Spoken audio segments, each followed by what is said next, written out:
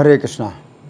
तो अभी हम भगवद गीता के 8वें अध्याय के अंतर्गत श्लोक संख्या 2 पर विचार करेंगे। अधियज्ञः कथम कोत्र देहेऽस्मिन् मधुसूदन प्रयाण काले च कथम ज्ञेयोऽसि नियतात्मभिः। तो यहाँ पर अर्जुन कह रहे हैं अधियज्ञः कथम कोत्र, अधियज्ञः किस प्रकार है और कौन है। अत्र देहे, इस देह में, अस्मिन् मधुसूदन, तो इस देह में अधियज्ञ कौन है और किस प्रकार रहता है। प्रयाण काले च कथम ज्ञेयोऽसि नियतात्मा भी, और जो नियत आत्मा यानी भक्ति में लगे हुए हैं तो वे प्रयाण काल में आपको किस प्रकार जानते हैं। तो यहाँ हम सुनेंगे प्रभुपाद तात्पर्य में क्या लिखते हैं। श्रील प्रभुपाद की जय। अधियज्ञ का तात्पर्य इंद्र या विष्णु हो सकता है। विष्णु समस्त देवताओं में, जिनमें ब्रह्मा तथा शिव सम्मिलित हैं, प्रधान देवता हैं, और इंद्र प्रशासक देवताओं में प्रधान हैं। इंद्र तथा विष्णु दोनों की पूजा यज्ञ द्वारा की जाती है। किंतु अर्जुन प्रश्न करते हैं कि वस्तुतः यज्ञ का स्वामी कौन है और भगवान किस तरह जीव के शरीर के भीतर निवास करते हैं। अर्जुन ने भगवान को मधुसूदन कहकर संबोधित किया, क्योंकि श्री कृष्ण ने एक बार मधु नामक असुर का वध किया था। वस्तुतः ये सारे प्रश्न जो शंका के रूप में हैं, अर्जुन के मन में नहीं उठने चाहिए थे, क्योंकि अर्जुन कृष्ण भावना भावित भक्त थे। अतः ये सारी शंकाएं असुरों के सदृश हैं। चूँकि श्री कृष्ण असुरों को मारने में सिद्धहस्त थे, अतः अर्जुन उन्हें मधुसूदन कहकर संबोधित करते हैं, जिससे श्री कृष्ण उनके मन में उठने वाले समस्त आसुरी शंकाओं को नष्ट कर दें। इस श्लोक का प्रयाण काले शब्द भी अत्यंत महत्वपूर्ण है, क्योंकि अपने जीवन में हम जो भी करते हैं उसकी परीक्षा मृत्यु के समय होनी है। अर्जुन उन लोगों के विषय में जो निरंतर कृष्ण भावनामृत में लगे रहते हैं, ये जानने के लिए अत्यंत इच्छुक हैं कि अंत समय उनकी क्या दशा होगी। मृत्यु के समय शरीर के सारे कार्य रुक जाते हैं और मन सही दशा में नहीं रहता। इस प्रकार शारीरिक स्थिति बिगड़ जाने से हो सकता है कि व्यक्ति परमेश्वर का स्मरण ना कर सके। परम भक्त महाराज कुलशेखर प्रार्थना करते हैं, हे भगवान, इस समय मैं पूर्ण स्वस्थ हूँ। अच्छा हो कि मेरी मृत्यु इसी समय हो जाए, जिससे मेरा मन रूपी हंस आपके चरण कमलों रूपी नाल के भीतर प्रविष्ट हो सके। ये रूपक इसलिए प्रयुक्त किया गया है क्योंकि हंस जो एक जल पक्षी है, वो कमल के पुष्पों को कुतरने में आनंद का अनुभव करता है। इस तरह वह कमल पुष्प के भीतर प्रवेश करना चाहता है। महाराज कुलशेखर भगवान से कहते हैं, इस समय मेरा मन स्वस्थ है और मैं भी पूरी तरह स्वस्थ हूँ। यदि मैं आपके चरण कमलों का चिंतन करते हुए तुरंत मर जाऊँ तो मुझे विश्वास है कि आपके प्रति मेरी भक्ति पूर्ण हो जाएगी। किंतु यदि मुझे अपनी सहज मृत्यु की प्रतीक्षा करनी पड़े तो मैं नहीं जानता कि क्या होगा, क्योंकि उस समय मेरा शरीर कार्य करना बंद कर देगा, मेरा गला रुंध जाएगा और मुझे पता नहीं कि मैं आपके नाम का जप कर पाऊँगा या नहीं। अच्छा यही होगा कि मुझे तुरंत मर जाने दें। इति। अर्जुन प्रश्न करते हैं कि ऐसे समय व्यक्ति किस तरह श्री कृष्ण के चरण कमलों में अपने मन को स्थिर कर सकता है। तो यहाँ प्रभुपाद का तात्पर्य समाप्त हुआ। अब हम सुनेंगे श्री भगवान ने कहा में इस श्लोक की कैसी व्याख्या हुई है। इस श्लोक की प्रथम पंक्ति के शब्द हैं, अधियज्ञः कथम कहा अत्र देहे अस्मिन् मधुसूदन। अर्थात हे मधुसूदन, अधियज्ञ कौन है तथा वह इस देह में किस प्रकार रहता है।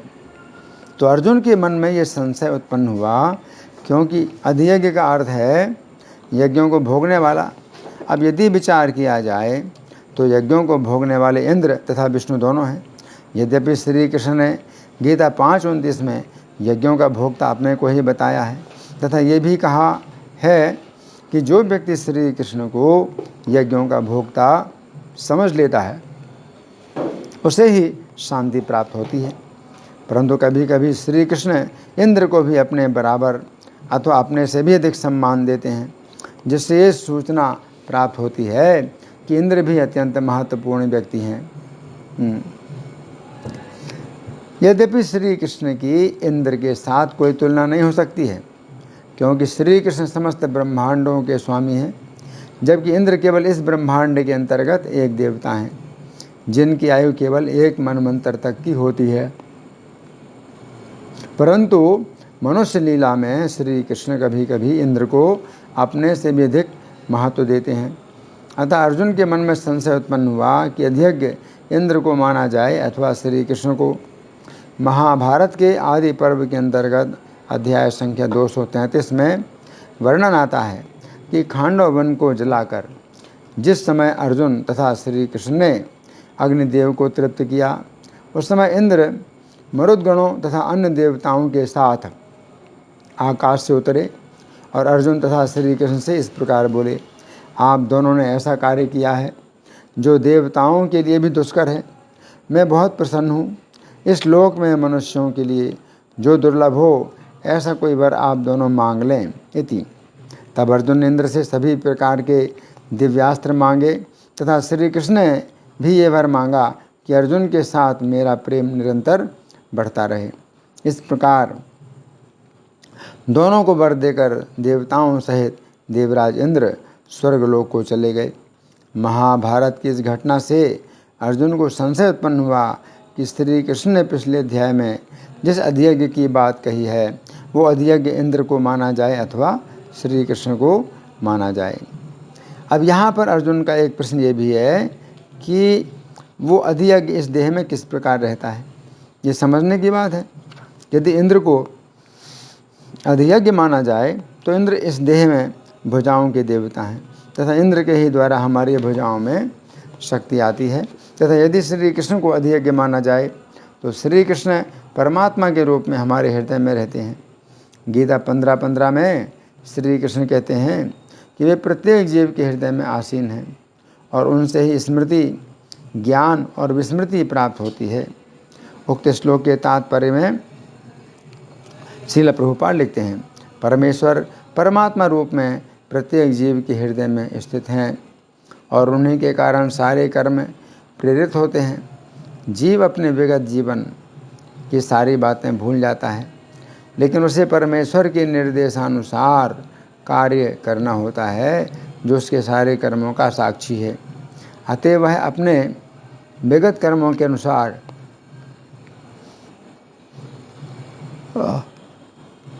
कार्य करना प्रारंभ करता है।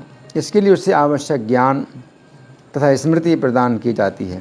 इस प्रकार भगवान न केवल सर्वव्यापी हैं अपितु वे प्रत्येक हृदय में अंतर्यामी भी हैं।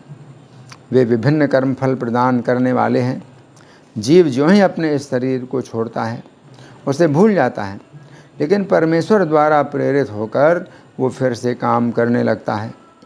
यद्यपि जीव भूल जाता है, लेकिन भगवान उसे बुद्धि प्रदान करते हैं, जिससे वह अपने पूर्व जन्म के अपूर्ण कार्य को फिर से करने लगता है। अतएव जीव अपने हृदय में स्थित परमेश्वर के आदेशानुसार इस जगत में सुख या दुख का केवल भोग ही नहीं करता है, अपितु उनसे वेद समझने का अवसर भी प्राप्त करता है। यदि कोई ठीक से वैदिक ज्ञान भी पाना चाहे तो श्री कृष्ण उसे आवश्यक बुद्धि प्रदान करते हैं। इति। तो यहाँ पर अर्जुन का प्रश्न है कि अधियज्ञ यदि इंद्र को माना जाए तो इंद्र किस प्रकार इस देह में रहकर यज्ञों को भोगते हैं, तथा यदि श्री कृष्ण को अधियज्ञ माना जाए तो श्री कृष्ण किस प्रकार इस देह में रहकर यज्ञों को भोगते हैं।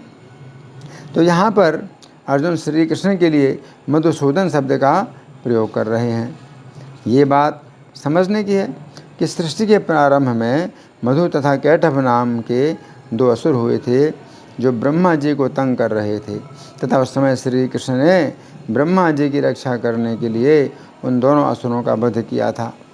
अब जिस प्रकार ब्रह्मा जी को मधु तथा कैटभ नाम के दो असुर तंग कर रहे थे तथा श्री कृष्ण ने ब्रह्मा जी की रक्षा करने के लिए इन दोनों असुरों का वध किया था, उसी प्रकार ब्रह्मा जी की शिष्य परंपरा में आए हुए हम भक्तों को मधु तथा कैटभ नाम के वही दो असुर रजोगुण तथा तमोगुण के रूप में आकर श्री कृष्ण के विज्ञान को जानने में बाधा उत्पन्न करते हैं।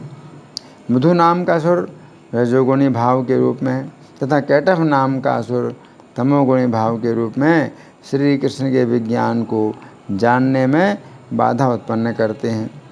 इन दोनों असुरों में से मधु नाम का असुर रजोगुणी भाव के रूप में हमारे हृदय में ये विचार उत्पन्न करता है कि सृष्टि के प्रारंभ में जीवन नहीं था, जबकि श्रीमद् भागवत से हमें ज्ञात होता है कि पूर्ण पुरुषोत्तम भगवान ने जिस प्रथम प्राणी को जन्म दिया वो ब्रह्मा जी थे, जो वैदिक ज्ञान से ओतप्रोत हैं।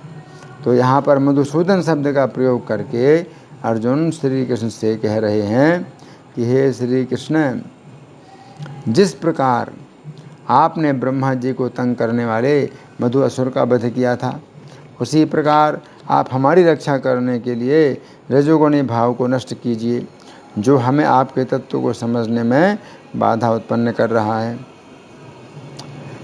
रजोगुणी भाव के द्वारा हमारे अंदर ये विचार भी उत्पन्न होता है कि श्री कृष्ण यज्ञों को क्यों भोगते हैं, हम स्वयं यज्ञों को क्यों ना भोगें। तो यहाँ पर अर्जुन श्री कृष्ण को मधुसूदन कहकर ये संकेत कर रहे हैं कि हे श्री कृष्ण, मधु नाम का असुर रजोगुणी भाव के रूप में हमारे हृदय में ये भाव उत्पन्न कर रहा है कि श्री कृष्ण परम भोक्ता तथा परम ईश्वर क्यों हैं, हम स्वयं परम भोक्ता तथा परम ईश्वर क्यों ना बने। अतः आपने जिस प्रकार मधु असुर का विनाश किया था, उसी प्रकार आप हमारे इस रजोगुणी भाव का भी विनाश कीजिए। अब दूसरा प्रश्न है, प्रयाण काल में भक्त लोग आपको किस प्रकार जान पाते हैं। इस श्लोक की दूसरी पंक्ति के शब्द हैं, प्रयाण काले च कथम ज्ञेयः असि नियत आत्मा भी, अर्थात नियत आत्मा पुरुषों के द्वारा आप मृत्यु के समय किस प्रकार जानने में आते हैं।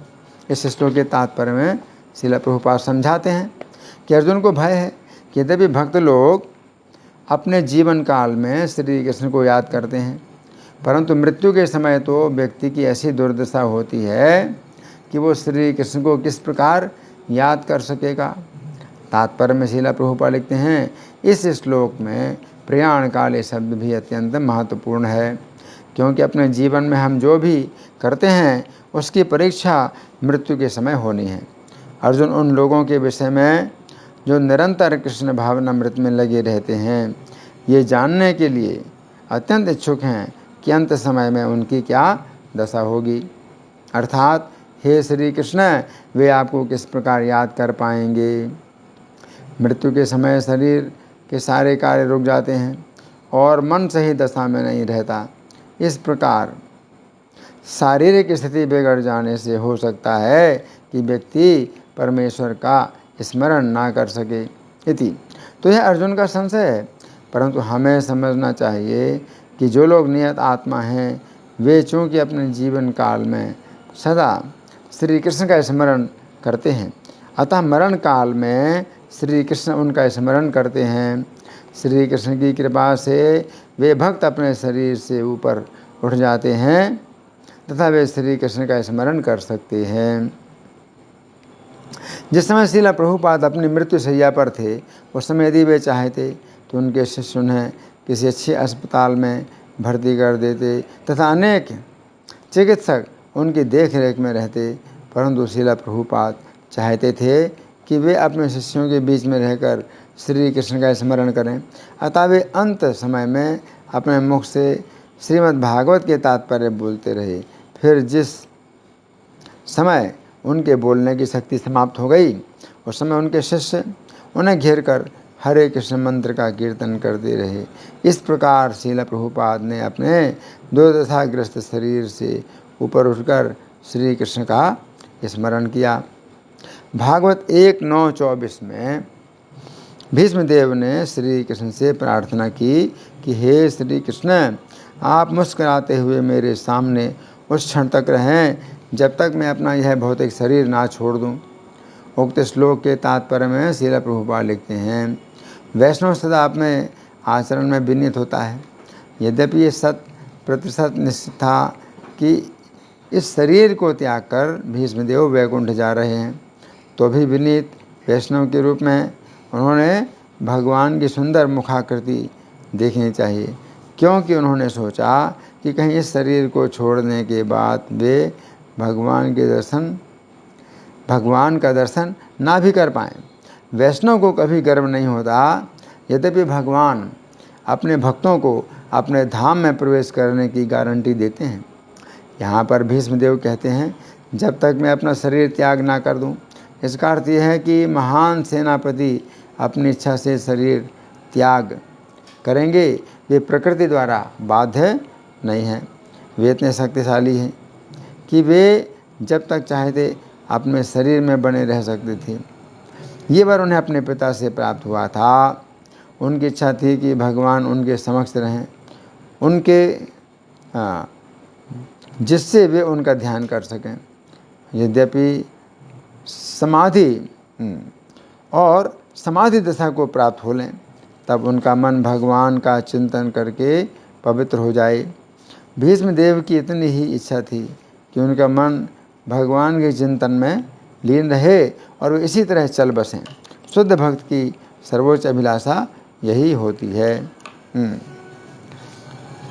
तो इस श्लोक में अर्जुन क्या कह रहे हैं, अधियज्ञः कथम गोत्र देहेस्मिन् मधुसूदन, कि हे मधुसूदन, इस देह में अधियज्ञ कौन है और किस प्रकार रहता है। तो अधियज्ञ इस शरीर में हमें जानना चाहिए कि अधियज्ञ इस शरीर में कौन रहते हैं। श्री कृष्ण ही अधियज्ञ के रूप में रहते हैं। और श्री कृष्ण को अधियज्ञ क्यों कहा जाता है, क्योंकि यज्ञों के भोक्ता हैं। यज्ञों के भोक्ता एकमात्र श्री कृष्ण है और कोई नहीं है। अगर कोई व्यक्ति यज्ञों का भोक्ता अपने आप को मान लेता है, तो फिर उसके लिए इस श्लोक की व्याख्या बहुत कठिन हो जाएगी। इसलिए ज़्यादा अच्छा यही है कि जैसे प्रश्न अर्जुन ने किए हैं, उन्हीं प्रश्नों को लेकर के हम गीता की चर्चा करें। तो यहाँ पर अर्जुन कह रहे हैं, प्रयाण काले च कथम ज्ञेयोषि नियतात्मा भी, कि हे श्री कृष्ण, जो नियत आत्मा लोग हैं तो वे कैसे आपको जानते हैं, किस समय, प्रयाण काले।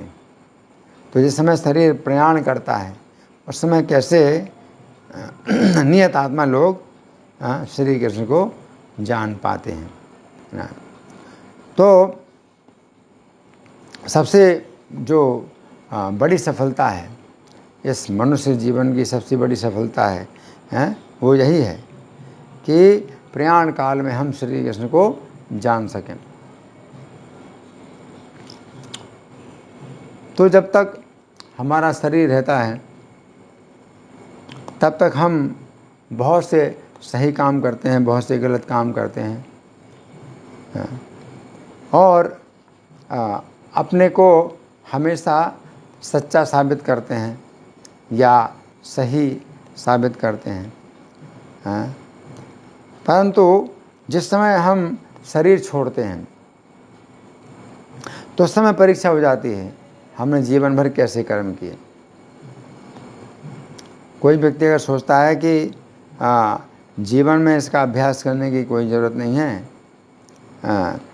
अंतकाल में हम कृष्ण का स्मरण कर लेंगे, तो अंतकाल में कृष्ण का स्मरण कर लेंगे तो पूरी विधि का पालन हो जाएगा। तो ऐसा है नहीं कि प्रयाण काल में कोई व्यक्ति कृष्ण का स्मरण कर पाए, जबकि उसने अपने जीवन काल में श्री कृष्ण का स्मरण नहीं किया। तो श्री कृष्ण अपने भक्त के प्रति बहुत स्नेहिल हैं और श्री कृष्ण जब देखते हैं कि उनका भक्त अब उनका स्मरण नहीं कर सकता, क्योंकि अब वो लकड़ी और पत्थर के समान निश्चेष्ट हो गया है, और जब तक उसके अंदर चेष्टा थी तब तक उसने श्री कृष्ण का स्मरण किया, तो फिर श्री कृष्ण उसका स्वयं स्मरण करते हैं। तो यहाँ पर विशेष बात यही है कि अगर हम श्री कृष्ण का स्मरण ना कर पाएँ तो श्री कृष्ण हमें भुला नहीं सकते, क्योंकि श्री कृष्ण असीमित रूप से दयालु हैं। तो हमें यही प्रार्थना करनी चाहिए कि प्रयाण काल में हम कैसे श्री कृष्ण का स्मरण करें। धन्यवाद। हरे कृष्णा।